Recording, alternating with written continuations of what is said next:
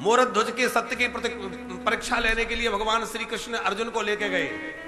अर्जुन कहते थे कि नहीं, मेरे जैसा भक्त कोई नहीं होगा, चलो मोरध्वज के यहां। मोरध्वज से कहा हम भोजन करेंगे। और श्री कृष्ण जो है एक साधु का भेष बना के गए।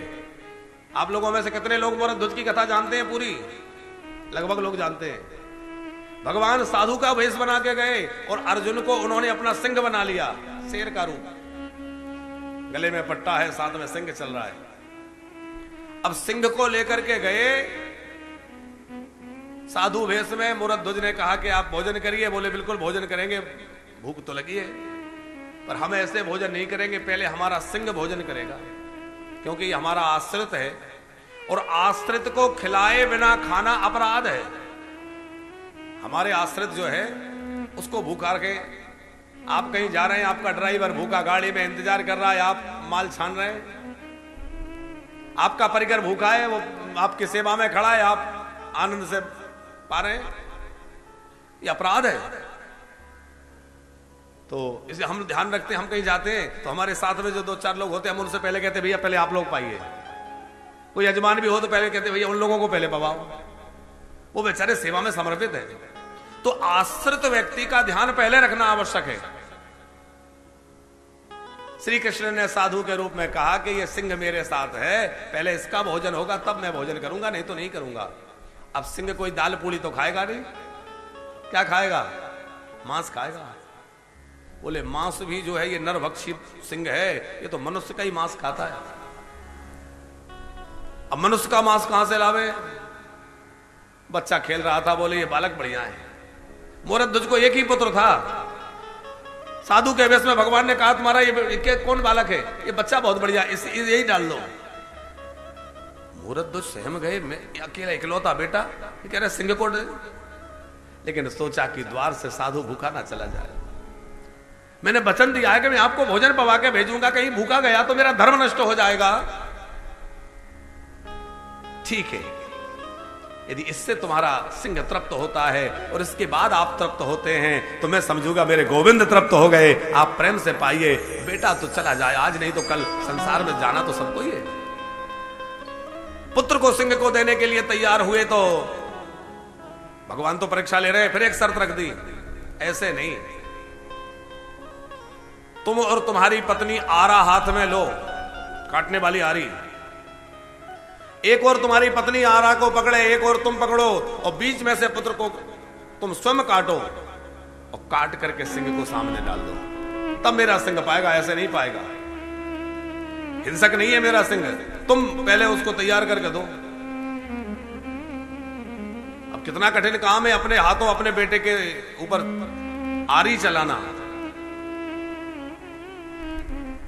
जैसे ही दोनों पति पत्नी ने आरी पकड़ी, पुत्र को सामने बिठाया, आरा चलाने तैयार हुए, उसी समय भगवान ने फिर एक शर्त रख दी, सुनो आरी तो चला रहे हो, लेकिन यदि आरी चलाते चलाते तुम्हारे आंख से आंसू गिर गए तो आंसू मिले हुए उस भोजन को पर यह सिंह नहीं खाएगा, इसलिए तुम्हारी आंखों से आंसू नहीं टपकना चाहिए।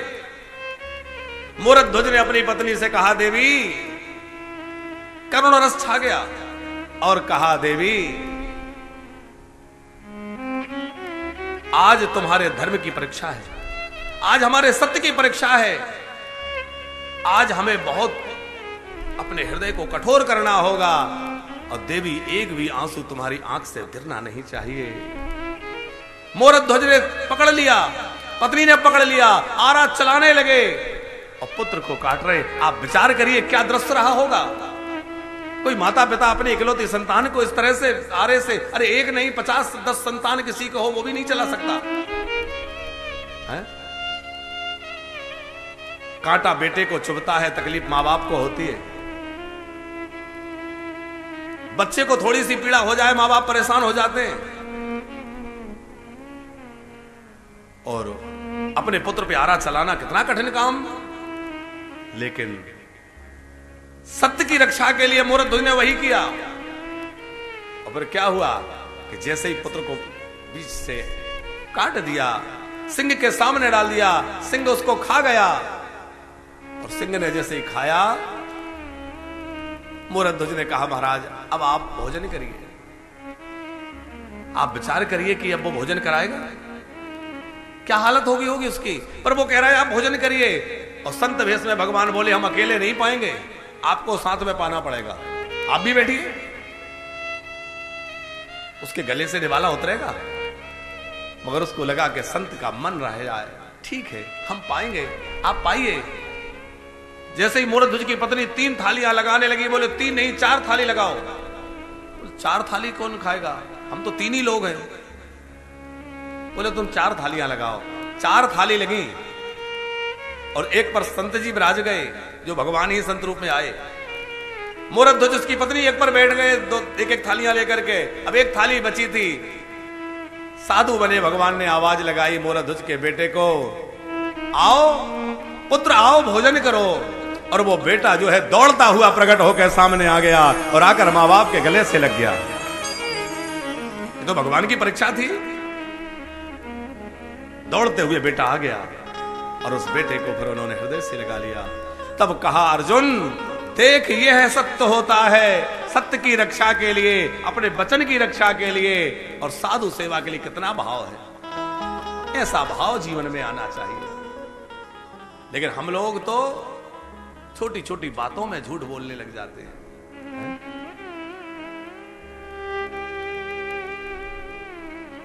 अभी हमने एक बात कही कि बच्चे को थोड़ी तकलीफ भी हो तो माँ बाप परेशान हो जाते हैं। इस पे एक बात याद आई नामदेव जी, किसी भी माँ बाप को सबसे ज्यादा पीड़ा कब होती है, जब उनका बेटा बड़ा होकर ये पूछता है कि आखिर तुमने मेरे लिए किया क्या। कई बार बच्चे बड़े होकर पिताजी से ये पूछते हैं, ये बताओ तुमने मेरे लिए क्या किया। उस समय वो पिता उत्तर नहीं दे पाता, क्योंकि बेटा तुझे कैसे उत्तर दे दूं कि कितनी रातें तेरे लिए जाग के बिताई हैं।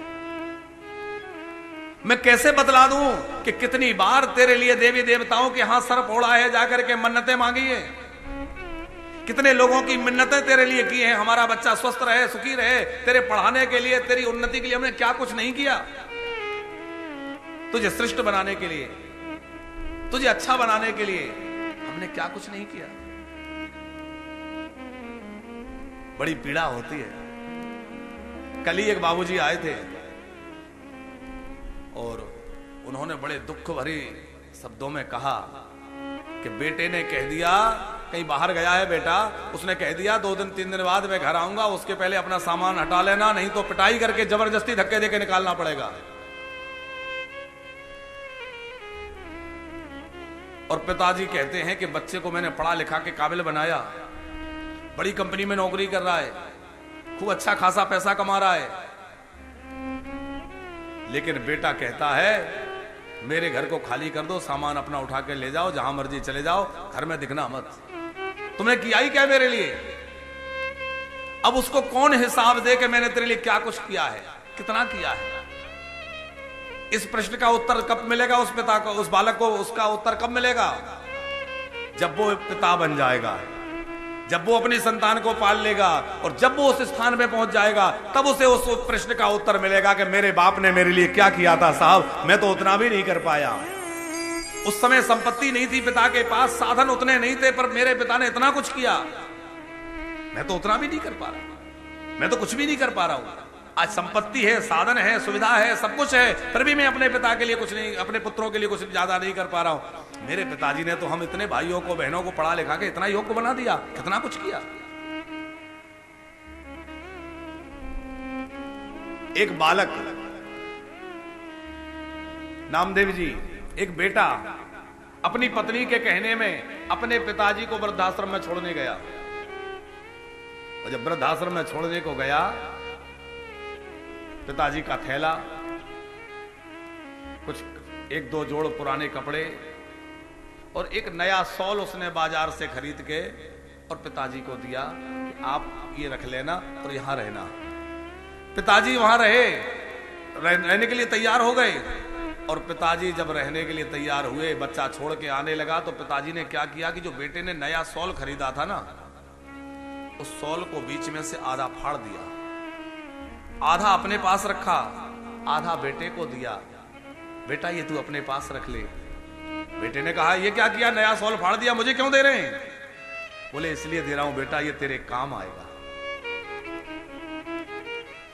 बेटे ने कहा मेरे पास कोई कपड़ों की कमी है कि पैसों की कमी है, आप ये मुझे क्यों दे रहे हैं? पिता की आंखों से आंसू बरस रहे थे और पिता ने कहा बेटा कमी तो मेरे पास भी कुछ नहीं थी, था तो मेरे पास भी बहुत कुछ, था तो मेरे पास भी बहुत कुछ, कमी मेरे पास भी नहीं थी, लेकिन आज तकदीर मेरी देखो कि मेरे हिस्से में ये एक सॉल आया है। अभी तो जमाना ठीक ठाक है कि तेरे अंदर इतनी तो संवेदना है कि तूने मुझे आखिरी समय में एक सॉल दे दिया, आगे समय बहुत खराब आने वाला है, तेरा बेटा तुझे एक सॉल भी नहीं देगा, इसलिए बेटा ये आधा टुकड़ा मैं तुझे दे रहा हूं कि कम से कम ये तेरे काम आ जाएगा, ये ले जा। उस पिता के हृदय की विशालता का आप क्या अनुमान लगाएंगे? जिन मां बाप ने हमारे लिए जीवन सौंप दिया, उन मां बाप की आप तपस्या, उनके त्याग, उनके समर्पण, उनके प्रेम, उनके बलिदान का आप क्या अनुमान लगाएंगे, जिन्होंने सब कुछ समर्पित कर दिया, क्या कुछ नहीं किया। मेरा बेटा योग्य बन जाए, मेरा बेटा लायक बन जाए, लेकिन लायक बनाते बनाते वो इतना बड़ा नालायक बन गया कि मां बाप को गालियां देने लगा, धुतकारने लगा, निकालने लगा। इससे बड़ा दुर्भाग्य क्या हो?